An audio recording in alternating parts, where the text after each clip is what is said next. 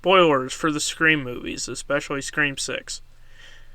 I have an episode of our podcast, Oh the Horror, where Matt and I talk about this movie in a more off-the-cuff breakdown, if that's what you're interested in. I love the Scream movies. This series is what I owe my love of horror to. Ghostface was one of the figureheads of horror I loved when I first started a fascination with the genre in 3rd grade alongside Freddy, Jason, Michael, and Leatherface. The morbid curiosity I had as a young boy made me obsess over a genre that I rarely interacted with due to fear of the unknown, with a rudimentary knowledge of these only coming from Cinemassacre videos. The same naivete that made me want to go making videos parodying Dexter despite barely even knowing what the show was about. This blossomed as I went into 7th grade when I watched a CinemaSins video about the first film before eventually realizing they had an unhelpful and unfunny critiques of media. This scared me at first before I went on to see the first Halloween film, and the rest is history. This unnecessary autobiography is to service that I can't speak for the casual fan of the Scream movies. I have loved this series before I even loved horror in general. This is also to preface my expectations for Scream 6. I had high hopes for Scream 5, or just Scream because of meta and shit. I was seeing it on opening night with my friends and brother, and my lack of disappointment in Halloween Kills still had me on the horror hype train. Its release also helped because a seasonally depressed horror fan getting a nostalgia dopamine shot in the bleak midwinter is a high precisely 7 times better than heroin. I love this movie. It subverted my expectations in a way that was unexpected but not forcefully hidden for the sake of a surprise reveal.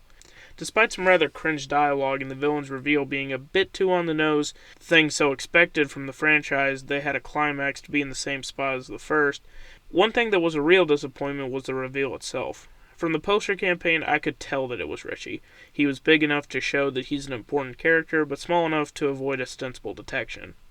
The boyfriend killer trope was kind of overplayed, but this didn't deter my enjoyment of the film. But Scream's fatal flaw is not having one central antagonist. Sure, the character of Ghostface certainly has a life of his own, but these movies mainly focus on who gets killed and who kills them. This sort of turns these movies into a tired game of Guess Who, where the reveal is always this guy or girl.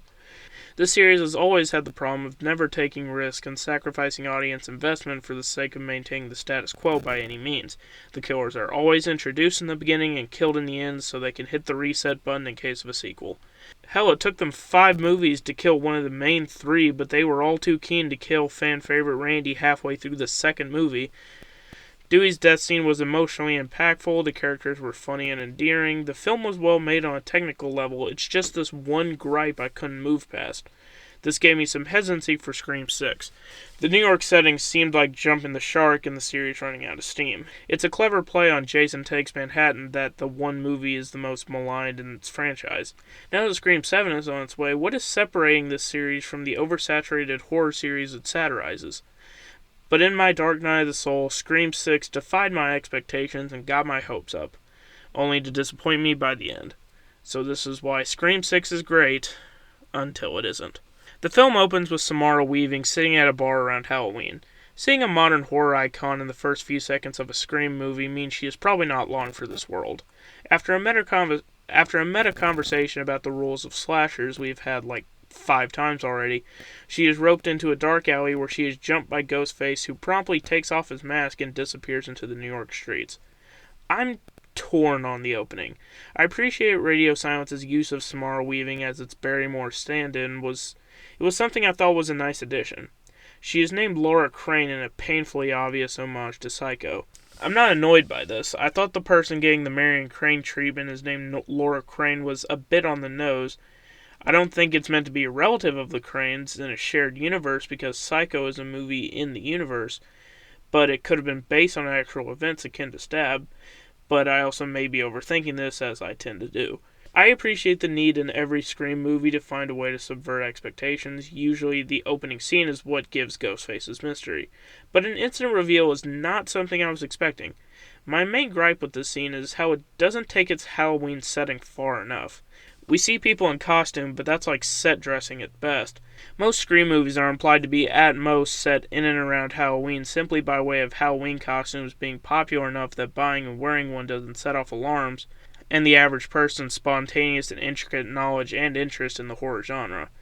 But having it take place during Halloween is genius for the sense that Ghostface could be anywhere or anyone.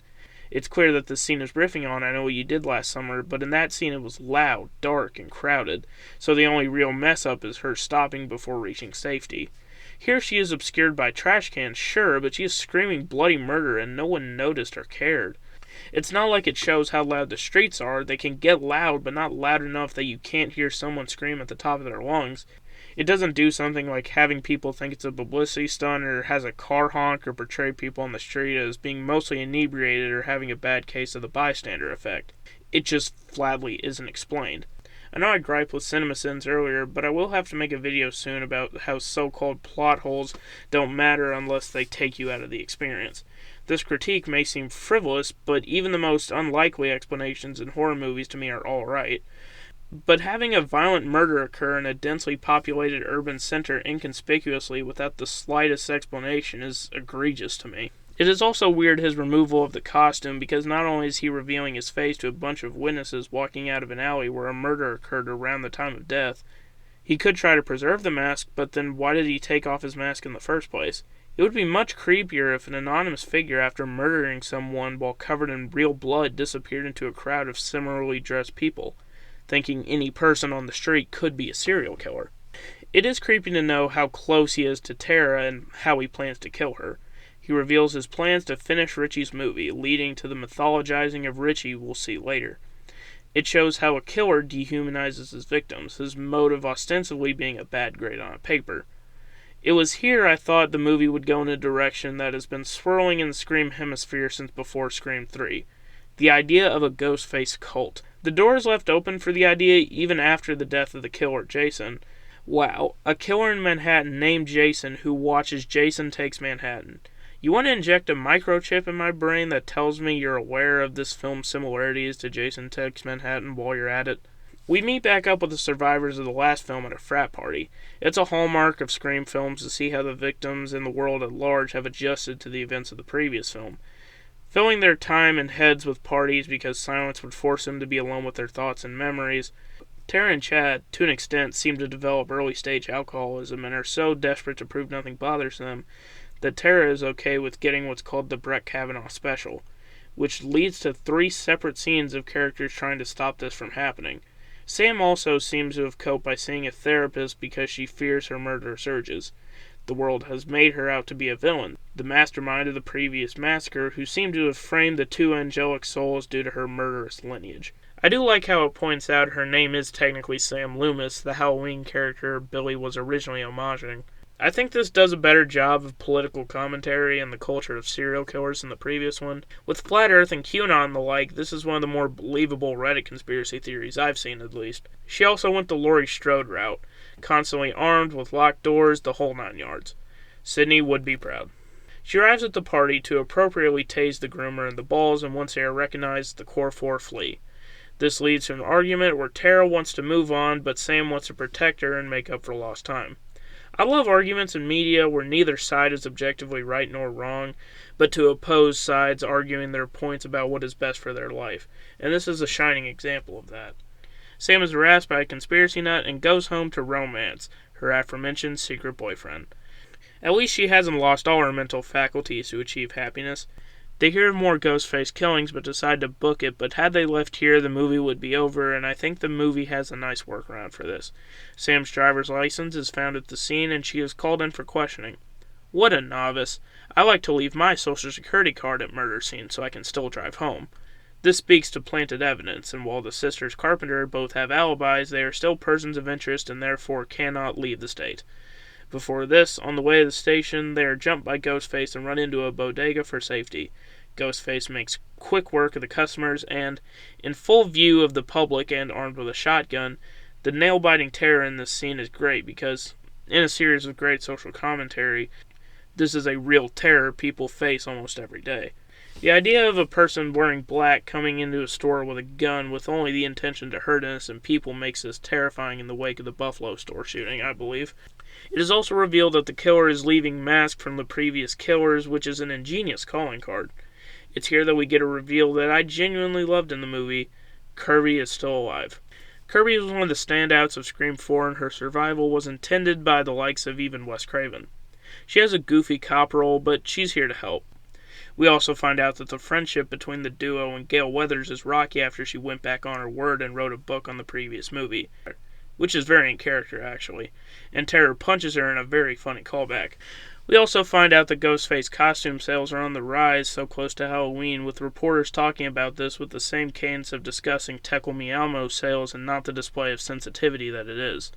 Whenever I watch a Halloween, Scream, or Friday the 13th movie, I'm always annoyed with people's confusion of why these masks are still being produced, and I tend to chalk it up to being mass-produced by corporation and used in intermittent and fairly small murder sprees.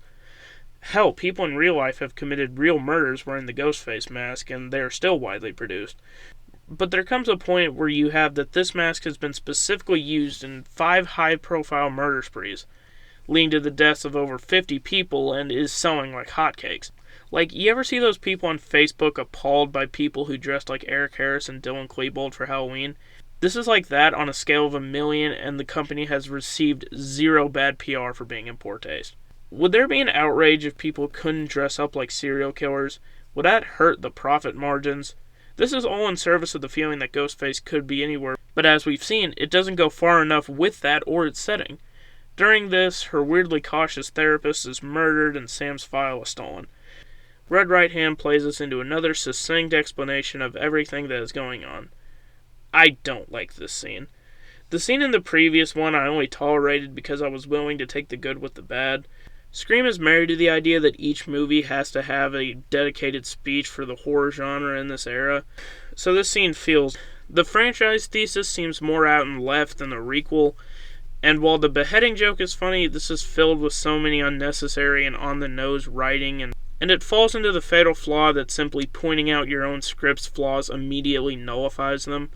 Later, Ghostface can break into the apartment and kills Quinn as they are all having a good laugh. It makes me sad that these characters can't have a break for even a second without more death. You get more likable characters from these movies, sure, but the pitfall of horror movies one Scream recognizes is that we only see these characters at their most miserable for our own enjoyment. There is at least a dissociation that these are fictional characters, but the parasocial nature makes the pain that much worse. In a tense sequence, they try to climb across a ladder that a guy randomly had in a New York apartment, but Mindy's girlfriend falls to her death. The scene is inspected, and on first watch, the portrayal of a dad who has lost both his kids leaves me shattered. But he delivered a laughable but possibly intentional line reading. But they are brought by Gale to an abandoned movie theater covered in Ghostface memorabilia. I know I've been hard on this movie, but this is genius. Blatant fan service? Absolutely. But great nonetheless, as each person is reminded of the terrors of their past with only the solemn reaction that people idolize the monsters that took everything from them. This may seem unlikely, but again, it happens. If you watch Dahmer, you know a man bought all of Dahmer's things on auction only to destroy them so people can keep them as trophies. It was a waste of important historical artifacts, but his heart was in the right place. It was hand-waved earlier, but elephant in the room, Sidney is not in this. What is my opinion? Something you didn't ask? Well, I'll tell you. I think this movie benefits greatly from her lack of appearance. The film's pacing is so taut that I can't think of how she would have been inserted in a way that wasn't artificial. Do I think the studio made a grave mistake not paying her due? You can bet your last dollar I do. But her absence doesn't make it seem like there is a hole in the movie. Kirby gave an impassioned speech about her career in law enforcement, and coupled with her discussions with Mindy about horror movies, she is a great addition. I'm glad they remembered she had a character and wasn't just Sidney's replacement for the sake of fan satiation. About that conversation, the implication that Stu Macher maybe still lives also seems like a hand wave to the thousands of people who posted on Reddit he would return in this movie. He may come back in 7, who the hell knows. Anyway, they stage a plan to catch Ghostface in the park, and I will praise this movie for one thing. Its portrayal is better than the normal Hollywoodized version. It feels like an actual city, and in most cases, Ghostface seems organic in the environment. This film could have gone the kitschy route and have chases next to the Empire State Building and the Statue of Liberty, but the use of its environment gives the movie an extra touch of realism, with even the scenes like the subway feeling organic. They find out he's going after Gale. They quip, and in a genuinely funny moment, she puts Ghostface on hold. He tortures her about Dewey and laments that she would have made a good Ghostface. And yeah, Scream 6, she would have. Maybe you should have done that. Due to the cultish nature of multiple Ghostfaces, the shrine, and even his word, it's implied that Ghostface is something brand new. But believe me, he isn't. Ghostface gets a drop on her, and her apparent last words to Tara and Sam as they arrive is to tell Sidney that he never got her. Which, yeah, he did. Yeah, you fought back hard, but he won. I cannot think of a more clear example of one person getting another. She's essentially asking them to lie to Sidney. It's a confusing scene, capped off with the most irritable paramedic on the planet. Meanwhile, the gang is planning a trap on Ghostface, locking him in a cage and shooting him in the face. An undignified position for a slasher villain only surpassed by Michael Myers at the beginning of Halloween Resurrection. They take the subway where they encounter the only thing scarier than mass killers, big city holiday traffic. The scene of Ghostface hiding in plain sight is enjoyable, but a few things immediately jumped out at me. Isn't this exactly what Scream 2 did? Also, every person in costume is a horror icon. They had 2 Michael Myers in this scene. This wouldn't be the first time Scream referenced the horror genre, and God knows it won't be the last, but it boggles my mind that there aren't at least some standard Halloween costumes, like a ghost, witch, princess, clown, or anything. And why wasn't this released in October instead of March? Ghostface very conspicuously stabs Mindy whilst covering her mouth, and at least we get a really funny line from her. For all my bitching, I have to say the comedy and characters rarely disappoint. They set up at the theater, and Sam has another hallucination of Billy Loomis. This has been a consistent through line over the past 2 movies, and I'm torn on the subject. It seems like another attempt at fan service akin to Dr. Loomis and Halloween Kills. The de-aging puts it in an uncanny valley, but also the intensity can put us in the mind of Sam. But it also humanizes a character whose main draw was how unapologetically evil he was. After arming herself, she realizes they are locked inside. Wayne warns Sam of Kirby's downward spiral leading to termination from the FBI 2 months earlier. This could get interesting. The traumatized, horror-obsessed FBI agent being the killer is pretty interesting. Trauma, horror, law enforcement, these are all huge parts of the Scream series, and Kirby encapsulates all of them. Could it be? While this happens, Chad is attacked by 2 ghost faces, and the double knife swipe is cool and funny. Chad and Tara have had a flirtatious relationship throughout, and honestly, I think it's kinda cute, and Tara deserves to be happy. Maybe the severe blood loss can help Chad's blue balls. Tara and Sam attempt to escape as Kirby and Wayne get into a standoff before he guns her down. Turns out he was the killer all along, with his son Ethan and his daughter Quinn, who are revealed to be Richie's family and the starters of the same conspiracy. Quinn faked her death, they used fake names, they plan to make the deaths of Tara and Sam look like a vigilante killing by a conspiracy nut who killed the others, and so on and so forth. This is standard Scream third act fare. Herein lies the purpose of this video. This twist infuriated me. I couldn't quite pinpoint why, but I think I have an idea. The promotional material and movie for most of it portrays this Ghostface as a whole new animal, and most of the movie makes good on that with the air of what the hell is going on. And then we get the twist, and nothing about it is new. Revenge with a familial connection, Scream 2. Engineering one of the core parts of the story, as in Sam's conspiracy theory, kind of reminds me of Scream 1 with Cotton Weary. Faking your death to escape detection, Scream 1, Scream 3, and kinda Scream 5. Internet virality was explored in Scream 4, an elaborate moo-ha-ha explanation of their plan and elaborate frame job, literally every other goddamn Scream movie. This shit is getting stale. We know what's gonna happen as soon as the masks come off. They'll hold the protagonist at knife point, explain their master plan, and get killed shortly after. No Ghostface ever goes to jail, or gets away with it, or just runs away. It's all tied up as quickly as it came off, because every movie has to start with a clean slate. The concept of a cop with a wealth of resources who can throw police off the scent is interesting, but for years it's been theorized that Dewey has been an accomplice all along, fabricating evidence and escaping suspicion through minor injuries and cutesy ineptitude. I mean, they did find a mask in the first movie, but didn't run it for DNA, and Dewey got his fingerprints everywhere. But to quote Hanlon's razor, never ascribe to malice what can be adequately explained by incompetence. I'm not saying I believe the theory, but this isn't a new idea. We're in the 6th movie, and yet how much has been altered since the first movie? I mean, 2 character deaths, but by and large, every killer and victim is incestuous to the movie they're in. The only real joy I get out of the ending is how evil the killers are, acting like they snorted pixie sticks laced with meth. But who knows if 25 years from now, in Scream 12, these characters will come back through deepfakes and be completely humanized. The reveal of Ethan made me upset. I was waiting for the black comedy moment where the killer is revealed and our characters spent the entire movie shitting on an innocent outsider doing his best to fit into a group with this much baggage. But Scream does what Scream do, where acting like the obvious killer is the killer is earth-shattering.